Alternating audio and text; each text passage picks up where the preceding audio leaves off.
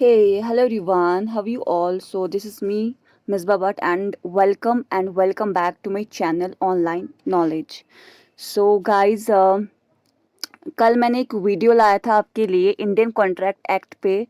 उसी का ये पार्ट सेकंड है। वहाँ पे मैंने डिफाइन किया था, आपको समझाया था कॉन्ट्रैक्ट क्या होता है और उसके एलिमेंट्स क्या होता है, अग्रीमेंट, प्रॉमिस वगैरह, इन्फोर्सिबिलिटी। उनको मैंने एग्जाम्पल के थ्रू समझाया था, ठीक है।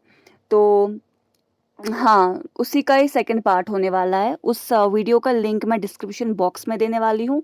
So watch it. और मुझे पूरी उम्मीद है आपको वीडियो पसंद आएगा। तो हाँ, ये उसी का सेकंड पार्ट है जिसमें आज हम डिस्कस करेंगे कि मैं आपको बताऊंगी कि टाइप्स ऑफ कॉन्ट्रैक्ट्स क्या-क्या है और इनका क्या मतलब है। इसको भी मैं एग्जाम्पल के थ्रू समझाऊंगी, क्योंकि आई बिलीव कि जो चीज़ें एग्जाम्पल के थ्रू हम समझते हैं ना, वो चीज़ दिमाग में छप जाती है, ठीक है। तो let's start, okay. So this is so these are types of contracts जो विजिबल है या इस पेज पे आपको। पहला हम लेंगे on the basis of creation, ठीक है। On the basis of creation दो टाइप्स है कॉन्ट्रैक्ट के, एक है एक्सप्रेस कॉन्ट्रैक्ट और है इम्प्लाइड कॉन्ट्रैक्ट, ठीक है। एक्सप्रेस कॉन्ट्रैक्ट का मतलब होता है, suppose X and Y example है। सपोज एक्स एंड वाई दो पर्सन्स है और एक्स वाई को ऑफर करता है कार, मतलब सेल करने के लिए 1 लाख रुपए में, ठीक है। और वाई ने क्या किया, वाई एक्स को बोलता है ठीक है मैं आपकी कार लेने के लिए तैयार हूँ 1 लाख रुपए के बदले। यानी एक्स वाई को बेचेगा कार 1 लाख रुपए में और वाई ने उसको एक्सेप्ट भी किया और इनके बीच में एक कॉन्ट्रैक्ट बन गया। कॉन्ट्रैक्ट क्या बन गया, ऑरली कॉन्ट्रैक्ट बन गया। इस कॉन्ट्रैक्ट को हम क्या बोलेंगे, एक्सप्रेस कॉन्ट्रैक्ट, ठीक है। यानी जो कॉन्ट्रैक्ट में बनता है वर्ड स्पोकन और रिटन से, उसको हम एक्सप्रेस कॉन्ट्रैक्ट बोलते हैं। अब शायद आपको थोड़ा बहुत समझ आया हो, शायद आपको थोड़ा बहुत समझ में ना भी आया हो। एग्जाम्पल सेकंड ले लेते हैं। पहला एग्जाम्पल जो दिया था मैंने वो ऑरली का था, ठीक है। सेकंड एग्जाम्पल ले लेते हैं रिटन कॉन्ट्रैक्ट के बारे में। सपोज यही डील एक्स और वाई के बीच होती है और एक्स वाई को बोलता है, सेम सेम एग्जाम्पल है कि मैं अपनी कार बेचना चाहता हूँ आपको 1 लाख रुपए में। लेकिन इस बार क्या करता है, एक्स वाई को रिटन लेटर में लिख के देता है और वाई वापस सेंड करता है लेटर में रिटन लिख के, yes I am ready to buy your car for ₹1 lakh. तो यहाँ पे भी एक कॉन्ट्रैक्ट बन गया, एक्सप्रेस कॉन्ट्रैक्ट ही बन गया बट इन रिटर्न, ओके। यानी एग्जाम्पल 1 और एग्जाम्पल 2 में बताना ये चाहती हूँ मैं, ऑरली हो या रिटन हो, कॉन्ट्रैक्ट तो है ना यहाँ पे। इस चीज को हम एक्सप्रेस कॉन्ट्रैक्ट बोलते हैं। Express contract is one which is made by word spoken और written, okay. Number 2, implied contract क्या होता है। इम्प्लाइड कॉन्ट्रैक्ट सिचुएशन पे बेस्ड होता है। सिचुएशन पे कैसे बेस्ड होता है, जैसे कि एक्स के एग्जांपल ले लेते हैं फिर से। एक्स बाहर वेट कर रहा है स्टॉप पे, उसको बस में चढ़ना है, ठीक है। वहां से कोई भी बस आ गई, एक्स बस में तो चढ़ गया, ठीक है। अब बस में तो चढ़ा, लेकिन उतरने से पहले एक्स को क्या करना है, या उतरने पे क्या करना है, एक्स को कंडक्टर को पैसे पड़ेंगे, यानी फेयर, बस फेयर देना पड़ेगा एक्स को। यानी यहाँ पे इम्प्लाइड कॉन्ट्रैक्ट क्रिएट हुआ, ठीक है। एग्जाम्पल 2 लेते हैं। सपोज हम लोग रेस्टोरेंट जाते हैं, है ना। रेस्टोरेंट में जाके हम लोग खाना वाना खाते हैं, है ना। तो वहाँ पे हमको क्या करना पड़ता है, हमें फिर बिल पे करना पड़ता है। यानी यहाँ पे भी एक कॉन्ट्रैक्ट बना बट इम्प्लाइड, ओके। तो एक्सप्रेस और इम्प्लाइड में यही डिफरेंस है। अब दूसरे पार्ट पे आते हैं, दूसरे पॉइंट पे आते हैं। On the basis of creation तो हो गया, on the basis of execution की मैं 5 टाइप्स है कॉन्ट्रैक्ट के। पहला है एग्जीक्यूटेड कॉन्ट्रैक्ट। एग्जीक्यूटेड से ही समझ आ जाता है कि एक्स, एग्जाम्पल फिर से ले लूंगी सेम, ठीक है। एक्स और वाई को क्या करना है, एक्स और वाई के बीच एक डील हुई, एक कॉन्ट्रैक्ट हुआ। यानी एक्स वाई को कार बेचना चाहता है 1 लाख रुपए में, वाई ने ऑफर भी एक्सेप्ट कर लिया एक्स का, और उसके बाद क्या हुआ, एक्स ने डिलीवर भी कर दिया अपनी कार वाई को। ये मतलब आता है कि वाई ने रिसीव कर लिया, यानी वाई ने पे कर दिया एक्स को 1 लाख रुपए। तो यहाँ पे क्या बन गया, एग्जीक्यूटेड कॉन्ट्रैक्ट। ठीक है, यानी दोनों पार्टीज ने परफॉर्म किया अपने अपने साइड से उनके respective obligations under the contract. ठीक है, तो ये होता है एग्जीक्यूटेड। एग्जीक्यूटरी क्या होता है, एग्जीक्यूटरी मतलब it's a contract where both the parties to the contract have still to perform their respective obligations. इसका एग्जाम्पल, एग्जीक्यूटरी का एग्जाम्पल ये है कि एक्स ने ऑफर किया वाई को कि मैं आपको अपनी कार बेचना चाहता हूँ 1 लाख रुपए में। वाई ने एक्सेप्ट कर लिया एक्स का ऑफर। ठीक है, suppose if the car has not yet been delivered by X, उसके एक्सेप्ट करने के बाद, वाई के एक्सेप्ट करने के बाद फिर एक्स ने क्या किया, कार को अभी भेजा ही नहीं, मतलब डिलीवरी नहीं हुई अभी कार वाई के पास। ठीक है, तो उसके बाद क्या हुआ, वाई ने क्या किया, पेमेंट भी रोक दिया, यानी एक्स ने ऑफर किया, वाई ने एक्सेप्ट किया उस ऑफर को, यानी इस एग्जाम्पल की बात कर रही हूँ। बाद में क्या हुआ, एक्स ने ना कार बेची यहाँ से, यानी एक्स ने डिलीवर नहीं की कार। ठीक है, और ना ही वाई ने पेमेंट कर दी उसकी। ठीक है, यानी दोनों साइड से क्या हुआ, एग्जीक्यूटरी, यानी दोनों साइड से परफॉर्म नहीं हुआ अभी, यानी दोनों साइड से स्टिल अभी परफॉर्म नहीं हुआ है कॉन्ट्रैक्ट, यानी दिस इज एग्जीक्यूटरी।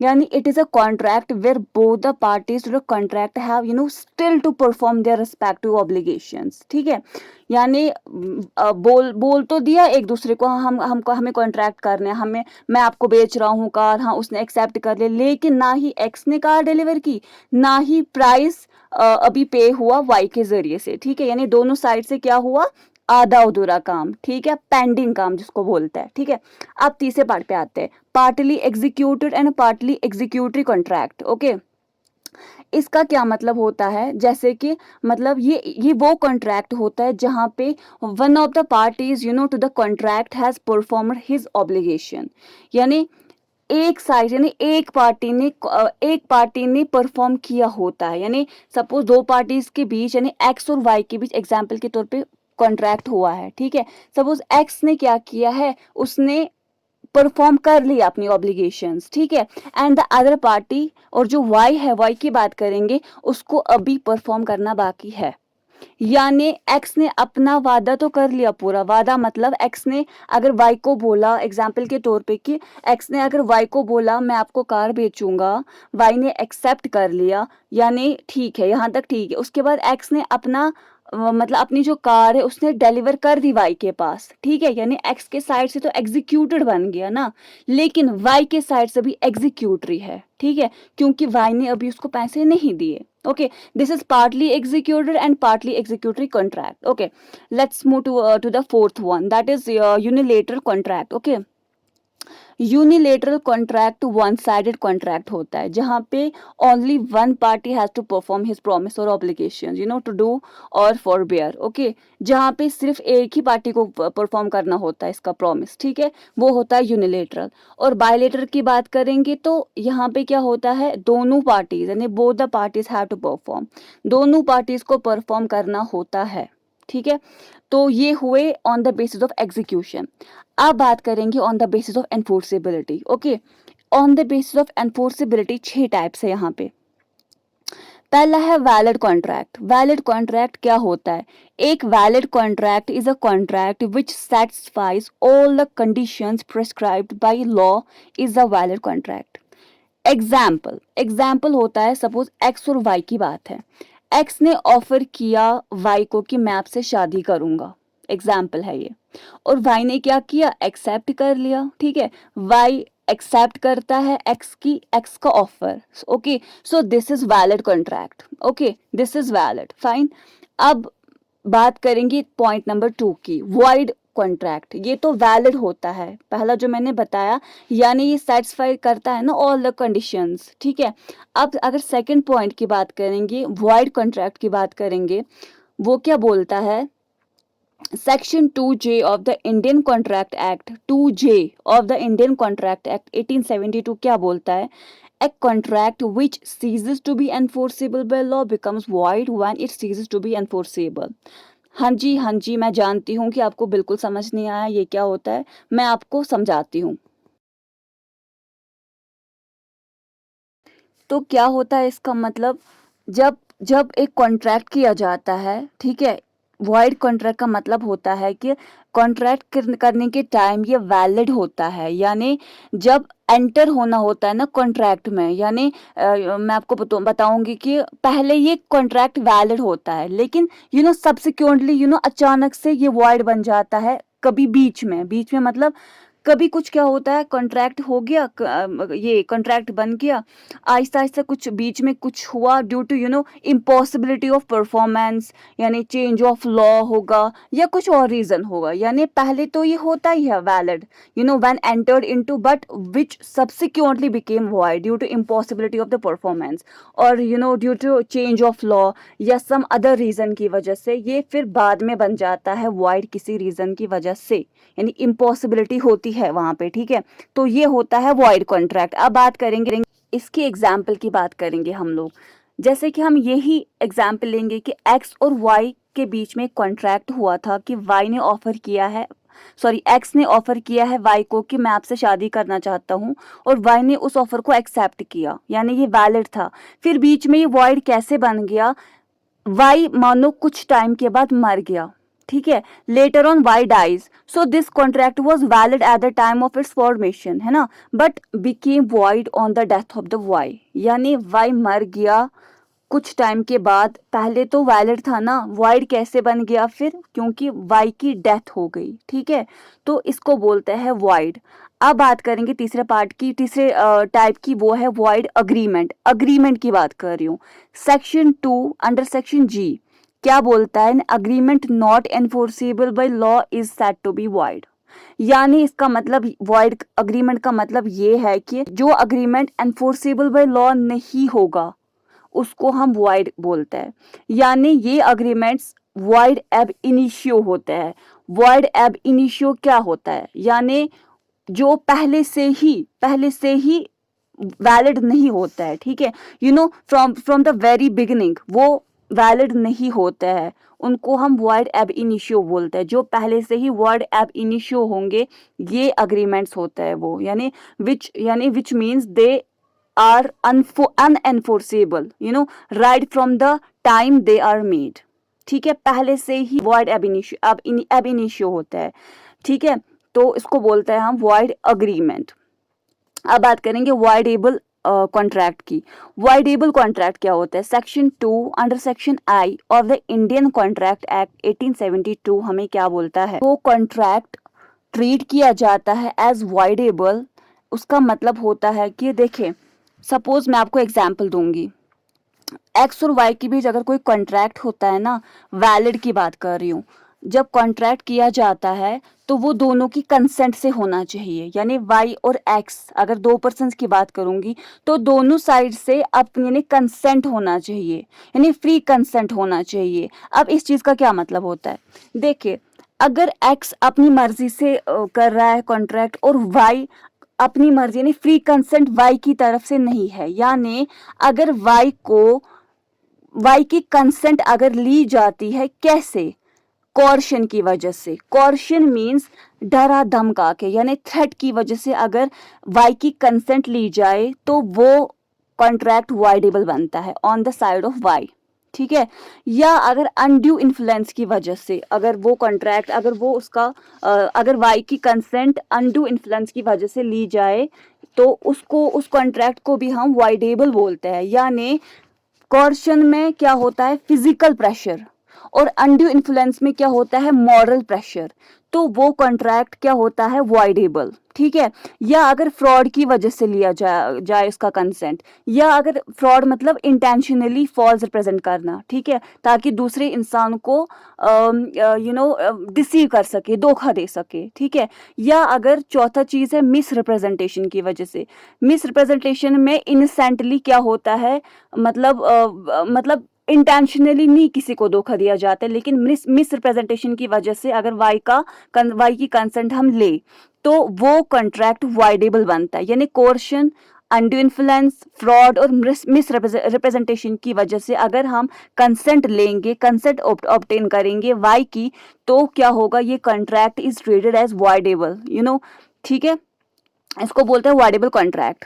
अब बात करेंगे इलीगल अग्रीमेंट की। इलीगल में सीधा सीधा समझ आता है कि देखिए, हम फिर एग्जाम्पल लेंगे, एक्स और वाई के बीच एक कॉन्ट्रैक्ट है।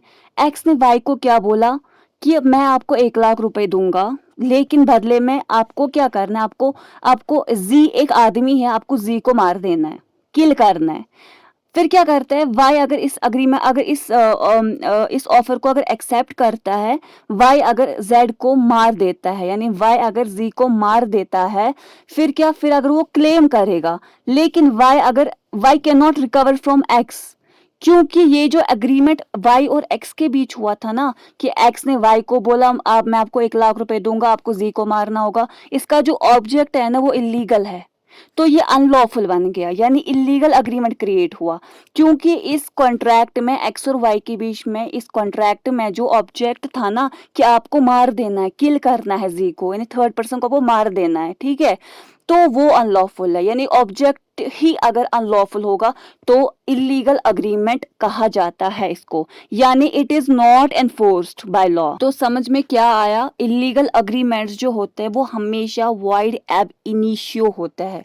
वॉइड एब इनिशियो मतलब void from the very beginning. Okay, so last point जो है वो ये है कि अनएनफोर्सेबल कॉन्ट्रैक्ट क्या होता है। देखें, अनएनफोर्सेबल कॉन्ट्रैक्ट की अगर हम बात करेंगे तो ये वो कॉन्ट्रैक्ट होता है जो एक्चुअली में वैलिड होता है, but it cannot be enforced because of some technical defects. तो टेक्निकल डिफेक्ट्स की वजह से एनफोर्स नहीं होता है ये।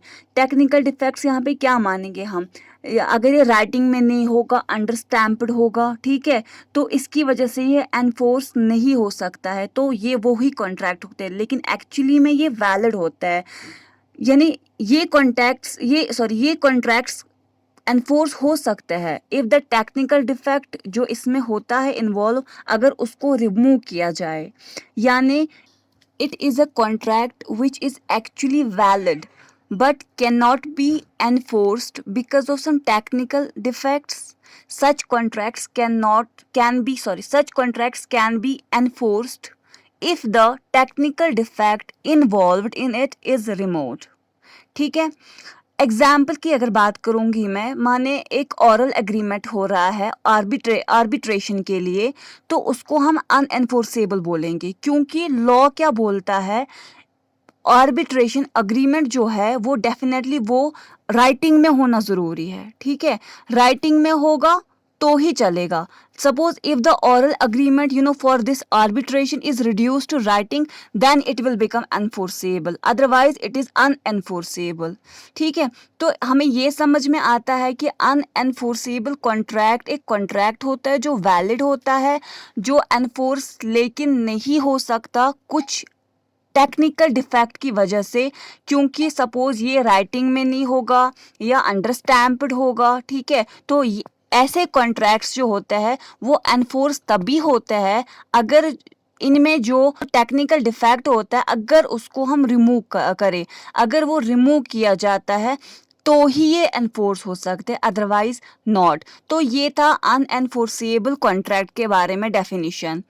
पर प्लीज़ आप एक जगह मिस्टेक कर दी है मैंने, on the base of enforceability में जो पांचवा टाइप है इलीगल कॉन्ट्रैक्ट लिखा है मैंने, वहाँ पे इलीगल अग्रीमेंट कर दीजिएगा। I am really sorry for that, शायद गलती से कॉन्ट्रैक्ट लिख दिया है, वहाँ पे इलीगल अग्रीमेंट है। तो ये आज का लेक्चर था, आई होप आपके लिए हेल्पफुल होगा। इसका पार्ट 1 मैं डिस्क्रिप्शन में दे दूँगी उसका लिंक, तो प्लीज़ आप पहले वो देखिएगा। तो और उसके बाद आप ये देखिएगा, मुझे उम्मीद है आपको समझ आ जाएगा। नेक्स्ट वीडियो में आपके लिए कुछ और लेके आऊँगी, इससे रिलेटेड पार्ट 3 होगा वो। और please subscribe to my channel and hit the like button. और अगर कोई भी कन्फ्यूजन किसी भी चीज़ के मुतालिक हो तो प्लीज़ कमेंट सेक्शन में ज़रूर बताइएगा। Thank you so much for watching my video. Thank you everyone.